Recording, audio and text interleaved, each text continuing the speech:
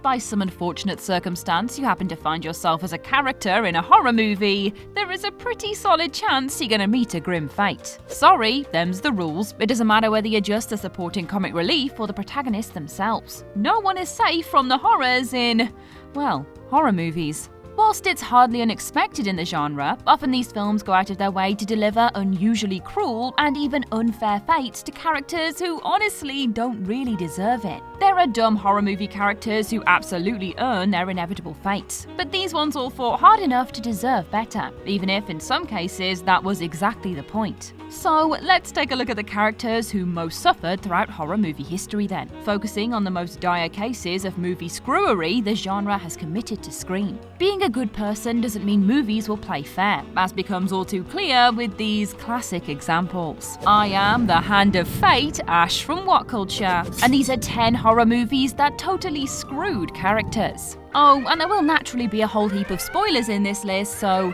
tread carefully. 10. David Drayton, The Mist. Unlike every other person on this list, the Mist David Drayton doesn't actually die, but he probably wishes that he had. At the end of the movie, David and his fellow adult survivors decide they've got no chance of living through the current monstrous invasion, and rather than wait around to be devoured by creatures waiting in the mist, they decide to enter a suicide pact, including offing David's blissfully unaware young son Billy in order to spare him a more brutal death in the near future. A traumatized David ultimately runs out of ammo before he can blow his own brains out though, and voluntarily enters the mist in the hope of a quick death at the hands of the monsters. But at that moment, a military convoy emerges through the mist, revealing that the army has found a way through. Essentially, David just killed 4 people, including his own son, for no good reason. It is as cruel a fate as has ever been afforded to a horror movie protagonist, really, especially as the mist abruptly ends moments later with David screaming in agony. Savage. 9. Laurie Strode, Halloween Resurrection. The Halloween franchise has demonstrated a knack for dealing infuriating fates to beloved characters over the years. But without question, the most irksome demise of any major character goes to the franchise's protagonist herself, Laurie Strode. Despite ducking out most of the sequels, Laurie made a surprisingly solid return in Halloween H2O, where she appeared to kill Michael once and for all. Yet through hilariously convoluted means, Michael was brought back for an 8th go-around in Halloween Resurrection, which made the extremely ill-advised call to kill Laurie off in its opening prologue sequence. After luring Michael to the sanitarium where she's had herself incarcerated, Laurie hatches a plan to ensnare Michael for good, only to get herself killed after hesitating at the pivotal moment. He's then able to stab her and throw her off the asylum's roof to her death, inexplicably ruining the character in the process. This one has something of a happy ending though, at least, as 2018's New Halloween ignored all of the sequels and resurrected Laurie as a PTSD-addled, Sarah Connor-esque survivalist. Fingers crossed the upcoming sequels don't screw it up again though.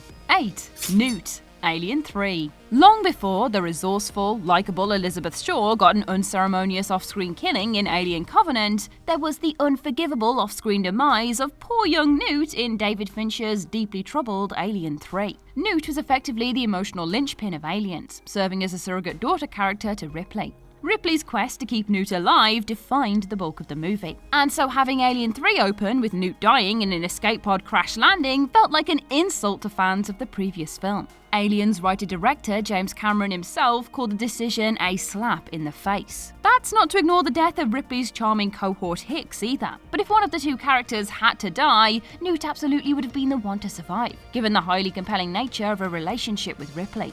Instead, she got bumped off like she was any random mook the audience didn't give a damn about. Terrible.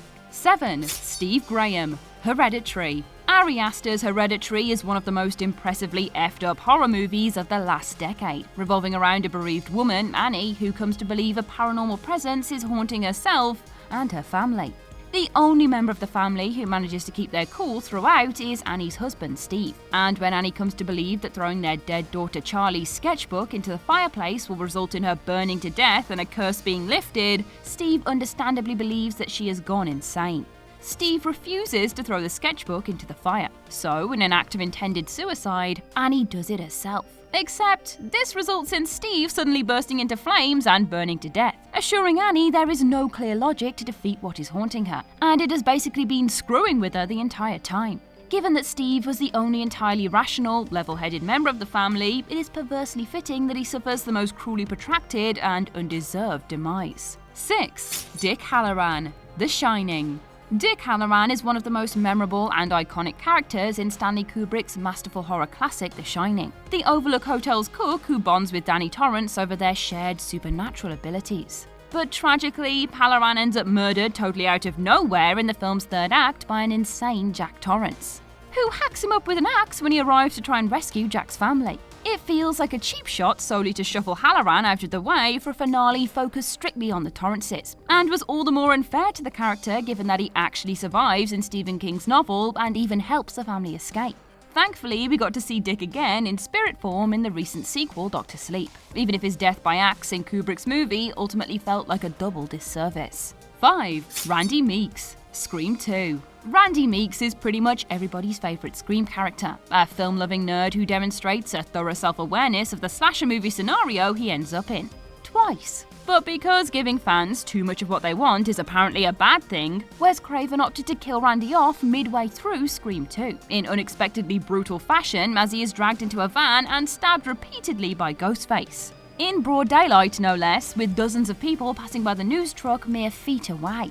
This was really just a troll death to keep fans on their toes, even if that shock value wasn't really worth depriving audiences of one of the most entertaining presences in the first two movies. 4. Alice Harris, 28 Weeks Later. 28 Weeks Later takes a refreshingly ruthless approach to the fates of its characters, yet nobody in the film suffers quite as thoroughly as poor Alice Harris. After being left for dead by her husband Don at the start of the movie, she unexpectedly shows up alive later on, having survived the opening infected attack due to her immunity to the rage virus, despite being bitten. Alice is then taken into quarantine while the higher-ups argue about what to do with her. Soon enough, Don manages to sneak into the lab, after which the two reconcile and kiss, with Alice's saliva infecting Don and quickly causing him to succumb to rage. Alice, who is restrained in the quarantine lab, can only look on in horror as Don mutates, before he punches her in the face, rips out her throat with his teeth, and finally gouges out her eyes with his thumbs. The grand irony, of course, is that Alice's immunity ultimately led to her suffering such a brutal demise.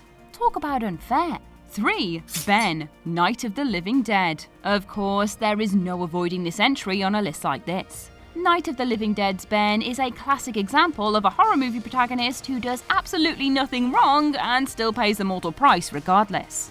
Throughout the movie, Ben is shown to be firm but level-headed, and by far the most sensible of all the characters we encounter during the film's zombie apocalypse. But in a bout of disturbing irony, Ben survives the zombie onslaught only to be shot dead by a passing redneck the next morning, who mistakes him for a ghoul and pops one in his noggin without hesitation.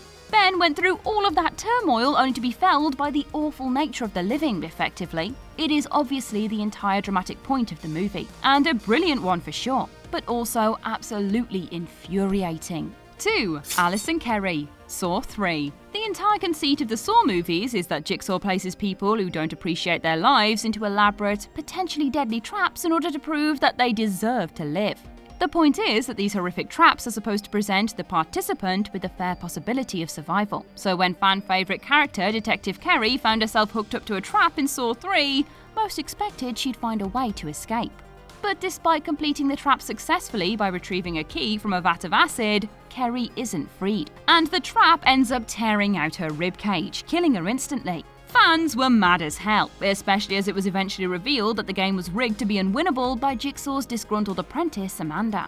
Kerry deserved so much better, and clearly should have stuck around for the long haul given how smart and competent she showed herself to be. 1. Sergeant Neil Howie, The Wicker Man. Perhaps no horror movie character has ever been as utterly, cruelly screwed over as the Wicker Man's Sergeant Neil Howie, who visits the remote island Summer Isle in order to investigate the disappearance of a young girl, Rowan Morrison. Howie comes to suspect that Lord Summer Isle is planning to sacrifice Rowan in the hope of ensuring their next harvest is bountiful. But the twist, of course, is that the islanders are actually planning to sacrifice Howie himself. Worse than that, Howie was selected primarily because he could fit 4 required criteria. He came to the island of his own free will, he has the power of a king by being a police officer, he's dressed up in a full costume for the island's May Day celebration, and most specifically of all, he's a virgin. Had Howie simply succumbed to Willow's attempt to seduce him earlier in the movie, he probably would have been allowed to investigate and then leave the island unharmed. Instead, he got burned to death as part of a psychotically misguided religious ritual. Poor guy. And that's our list. What other horror movies totally screwed their characters? Share your thoughts in the comment section below. I've been Ash, and this has been What Culture. Don't forget to like, share, subscribe, and come back again soon for some more spine-tingling horror content. Thanks for watching.